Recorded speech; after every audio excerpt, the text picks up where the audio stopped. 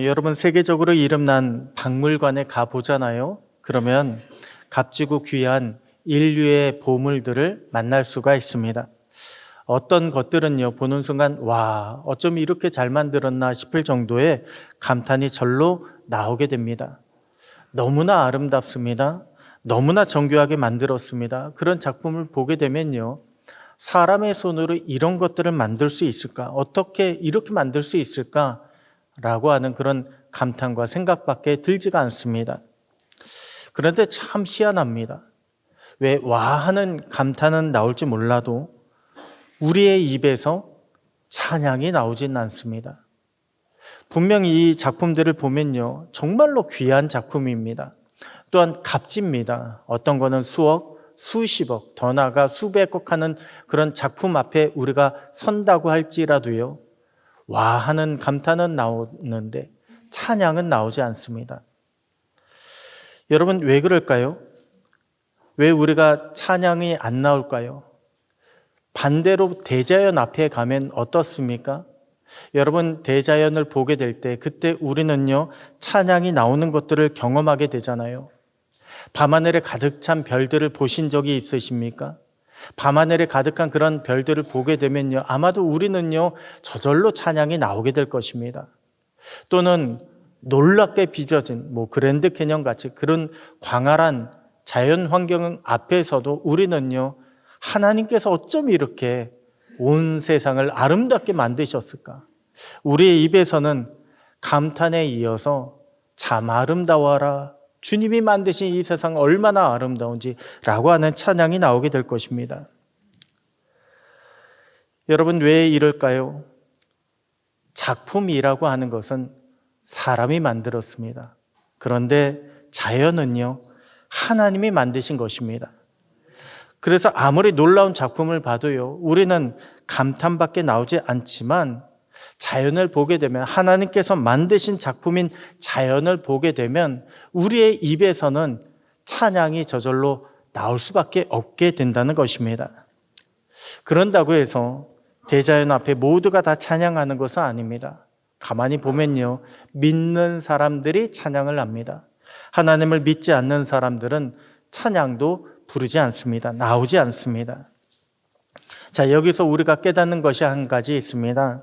바로 찬양이라고 하는 것은요, 하나님을 아는 백성이 하나님을 깨닫게 될 때, 하나님이 여기 계시구나, 하나님이 만드셨구나라고 하나님을 깨닫게 될 때 보이는 자연스러운 반응이 바로 찬양이라고 하는 것입니다. 그러므로 우리가 찬양하지 않는 것은요, 둘 중에 하나예요. 하나는 아직 하나님의 백성이 아니거나, 또 다른 하나는 내가 지금 하나님의 백성이지만 지금 하나님을 보지 못하고 있거나, 이 둘 중에 하나입니다. 여러분 어떻습니까? 우리는 일상 가운데 얼마나 많은 찬양을 하나님께 올리고 있습니까? 또한 우리는 어떠한 모습으로 하나님을 찬양하고 있습니까? 오늘도 나와 함께 하시는 하나님을 고백하며 찬양하고 있습니까? 우리가 어려울 때, 우리가 힘들 때에 나의 구원이 되십니다, 나의 능력이 되시는 하나님을 내가 소망합니다, 이렇게 우리가 믿음으로 부르며 찬양하고 있습니까? 바라기는 저와 여러분의 삶 가운데 주님에 대한 간증이요, 또한 주님을 향한 찬양이 언제나 넘치게 되기를 소원합니다. 그렇게 찬양의 은혜와 기쁨이 충만한 저와 여러분의 삶이 다 되시기를 우리 주님의 이름으로 축복합니다. 오늘 본문은요, 찬양과 관련된 본문입니다. 예수님은 유월절을 지키기 위해서 예루살렘으로 들어가셨습니다. 그런데 지금의 예수님은요, 더 이상 저 갈릴리 변방에서 말씀을 가르치는 랍비 정도가 아닙니다. 모든 유대인들이 예수님을 주목하고 있습니다. 다윗의 영광을 재현해 줄 메시아가 아닌가, 그렇게 기대를 받고 예수님은 예루살렘에 들어가고 계십니다. 자, 그러다 보니까 예수님께서 예루살렘에 들어가실 때에 제자들과 많은 무리가요, 예수님을 열렬히 환호했다고 했습니다. 찬양했다고 했습니다. 하지만 안타깝게도, 너무나 안타깝게도 그들의 찬양은 그리 오래 가지 않았습니다. 아니, 얼마 전까지만 해도 예수님을 찬양했던 그런 사람들이요. 예수님께서 잡히시고 예수님이 재판에 넘겨지게 되니까 예수님을 외면하며 떠났던 것입니다. 더 나아가 예수님을 못 박는데 동조하게 되었던 것입니다. 여러분, 왜 그들의 찬양은 오래가지 못했을까요? 분명 그들은 힘써 예수님을 찬양했습니다. 근데 왜 그들의 찬양은 오래가지 못했을까요? 우리가 진정으로 주님을 찬양하기 위해서는 우리에게 무엇이 필요할까요? 어떤 것들이 필요할까요? 오늘 본문을 통해서 살펴보면요, 우리가 진정으로 주님을 찬양하기 위해서는 받는 것이 아니라 우리 주님을 향한 들음이 필요하다라고 하는 것을 우리는 깨달아야 합니다. 무슨 말입니까? 받았기 때문에 드리는 찬양은요, 진정한 찬양이 아니라는 거예요. 받았기 때문에 찬양하는 것은 누구나 할 수 있는 것입니다. 아니, 믿지 않는 세상의 사람들도요, 그들이 원하는 것을 주잖아요. 그러면 얼마든지 찬양할 수 있습니다. 그래서 그런 찬양은 진정한 찬양이 아닙니다. 내 욕심이 만족되었다고, 내 소원이 이루어졌다는 것의 환호성이지 찬양이 될 수가 없습니다. 진정한 찬양은요, 받았기 때문에 올리는 것이 아닙니다. 오히려 드리면서 올리는 찬양이에요. 진정한 찬양입니다. 여러분, 왜 그런 줄 아십니까? 하나님을 경외하고 하나님을 사랑하게 되면요, 받는 것보다 내가 하나님께 드릴 수 있다는 것에, 내가 하나님으로부터 쓰임받고 내가 하나님께 인정받는 것이 얼마나 우리 안에 기쁨이 되는지 모릅니다. 마치 사랑하는 사람이 생기면요, 우리가 줘도 행복하지 않습니까? 오히려 사랑하는 사람이 내가 주는 것을 다 받아주면 기쁘지 않습니까? 우리의 찬양도 마찬가지입니다. 우리가 주님을 사랑하기 때문에, 우리가 주님을 경외하며 또한 신뢰하기 때문에 내가 기쁘게 드릴 수 있다라고 하는 그런 믿음에서 진정한 찬양이 나오게 되는 것입니다. 또한 그러한 찬양을 우리 주님은 기뻐하십니다. 오늘 본문에 보면요, 새끼 나귀를 가진 그런 주인이 그러했습니다. 예수님께서 예루살렘으로 입성하시는데 스가랴 9장에 나오는 말씀대로요, 나귀 새끼를 타고 들어가시려고 하십니다. 그래서 예루살렘 입구에 있는 마을 벳바게와 베다니 마을에 이르르셨을 때에 저기 매어 있는 새끼 나귀를 끌고 오라고 말씀하십니다.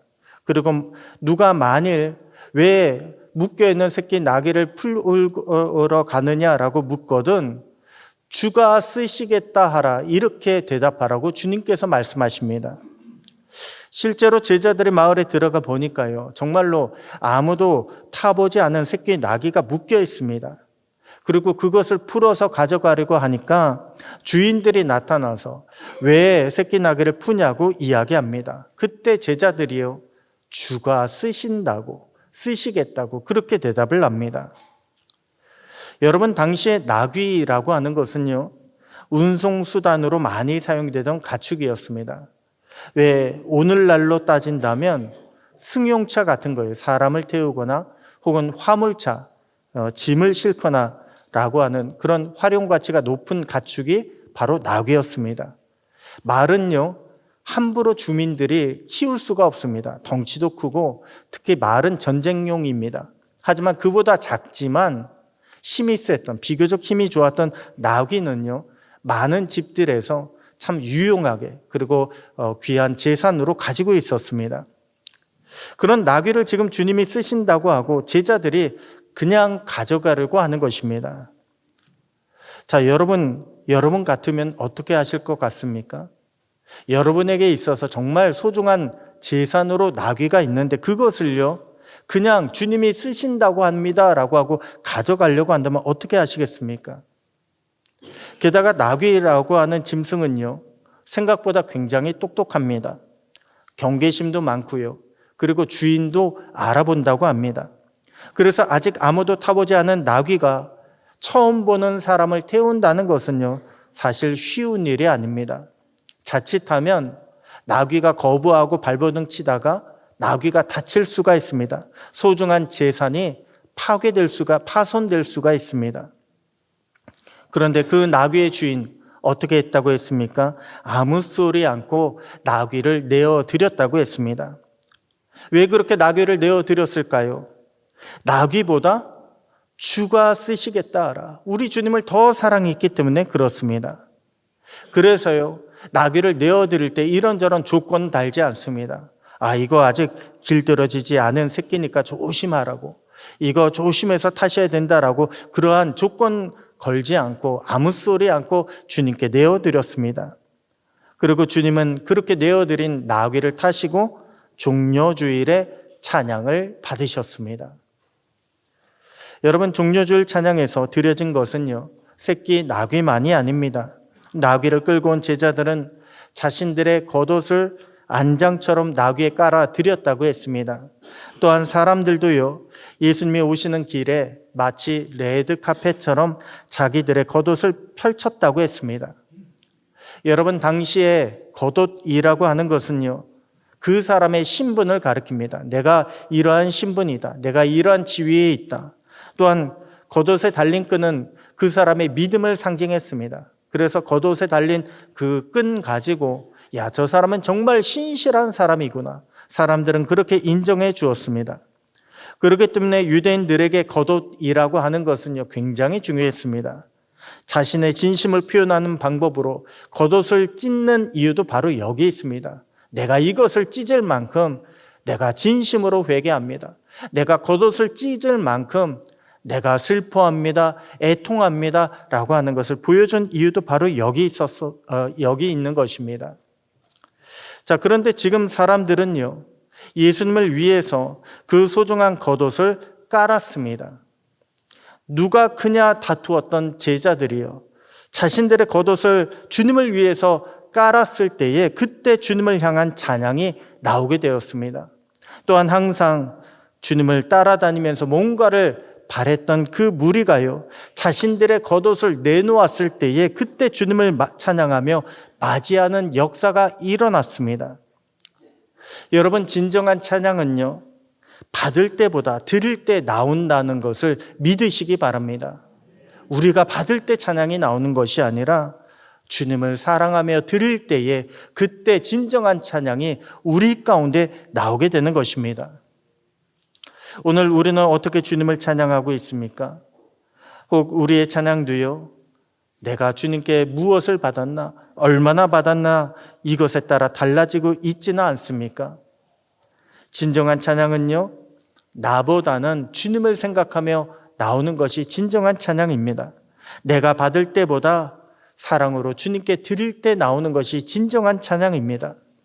오늘 저와 여러분이 이렇게 진정으로 찬양할 수 있는 주님의 귀한 성도들 되시기를 주님의 이름으로 축복합니다. 그래서 우리의 찬양을, 우리의 예배를 주님이 기뻐 받으시고 그 주님의 기쁨이 오늘 저와 여러분의 삶에 충만하게 넘치기를 우리 주님의 이름으로 축복합니다. 다음으로 주님을 진정으로 찬양하기 위해서는 우리에게 무엇이 필요할까요? 바로 우리 주님의 살아계심을 경험하는 것이 필요합니다. 무슨 말입니까? 앞서 제가 말씀드린 대로요, 찬양은 주님에 대한 자연스러운 반응이라고 했습니다. 우리가 주님을 만나게 되잖아요. 경험하게 되면 당연하게 나오는 것이 찬양입니다. 그래서 우리가 천국에 가게 되면 천국에서는 더 이상 기도할 필요가 없습니다. 주님이 계시기 때문에 기도할 필요가 없지만 찬양만큼은요, 천국에서도 우리는 계속해서 부르게 되는 것입니다. 따라서 찬양은 우리 주님을 경험할 때 힘을 얻게 되어 있습니다. 살아계신 주님을 우리가 경험하면 경험할수록 우리의 찬양은요, 믿음의 고백으로 바뀌게 되는 것입니다. 그래서 시편 22편에 뭐라고 말씀하고 있습니까? 우리 주님은 이스라엘의 찬송 중에 믿음의 백성들이 드리는 그 찬송 가운데 계신다라고 그렇게 말씀하고 있는 것입니다.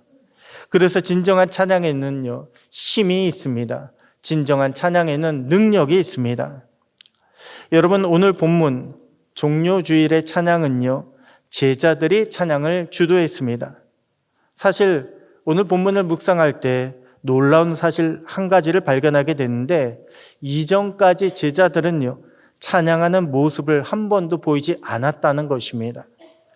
아니, 제자들은 오히려 행여나 자신들이 율법적으로 책잡히지는 않을까 눈치를 봤습니다. 그래서 그렇게 예수님을 따라다녔으면서도, 그렇게 많은 예수님의 기적을 보았으면서도 제자들은요, 한 번도 찬양하는 모습을 보이지 않았습니다. 그만큼 제자들은요, 소심했습니다. 그런데 드디어 오늘 제자들의 입에서 찬양이 터져 나오기 시작합니다. 어떻게 해요? 37절 보니까 제자의 온 무리가 자기들이 본 바 모든 능한 일로 인하여 찬양했다고 했습니다. 자기들이 본 바, 제자들이 지난 날을 돌아보니까 모든 능한 일로 인하여 예수님으로 말미암아 살아계신 하나님의 기적을 경험한 그 일로 말미암아 찬양하게 된 거예요.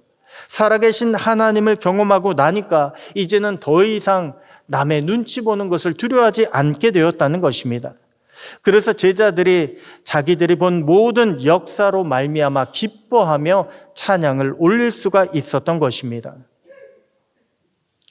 오늘 우리는 종료주일을 맞아서요, 오후 예배 시간에 찬양대회를 가지게 됩니다. 경연을 하게 됩니다.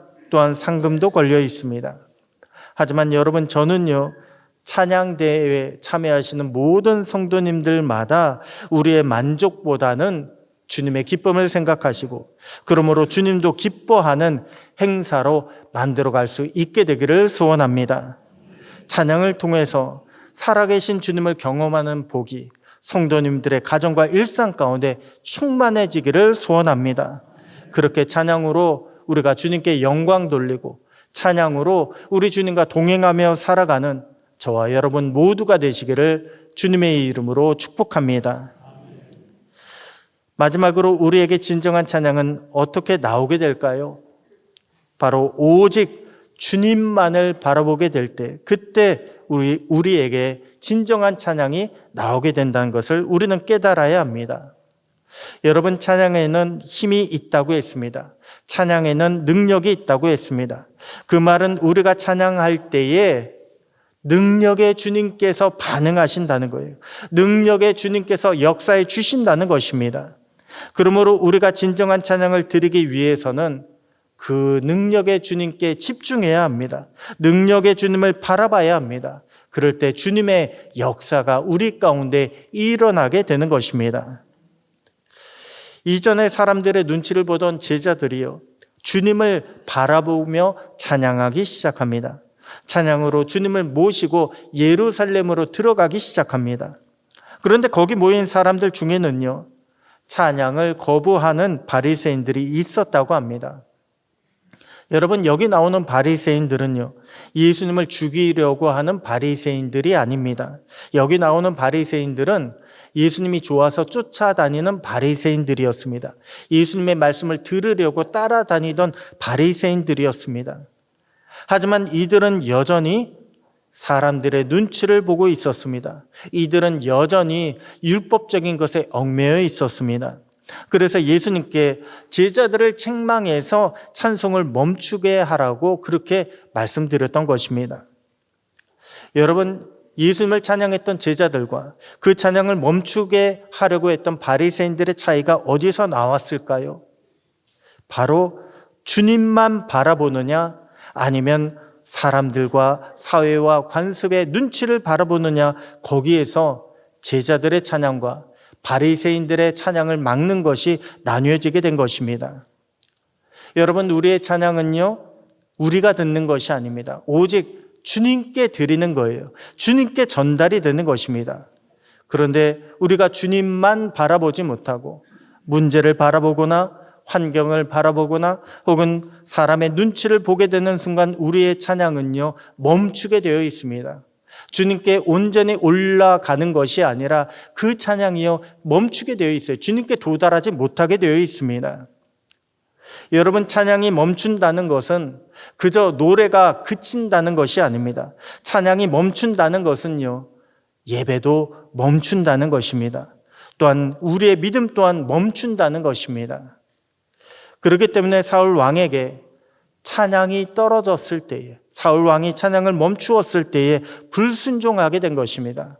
사울 왕에게 찬양이 없었을 때에 그때 사울 왕은 악령에게 사로잡히게 된 이유도 바로 여기 있는 것입니다. 여러분, 우리는요, 믿음이 있다면 계속해서 찬양해야 합니다. 아니, 우리는 믿음을 위하여 계속해서 찬양해야 합니다. 진정으로 찬양하는 자들이 되어야 합니다. 오늘 종려주의를 맞이해서 우리 모두를 구원하신 주님께 찬양과 영광을 올려드리는 저와 여러분 모두가 되시기를 소원합니다. 찬양으로 주님을 기억하고 또한 순종하는 자가 되기를 소원합니다. 그렇게 진정한 찬양의 예배자로 날마다 우리 주님과 동행하며 주님의 이름으로 행하고 승리하는 저와 여러분 모두가 되시기를 주님의 이름으로 축복합니다.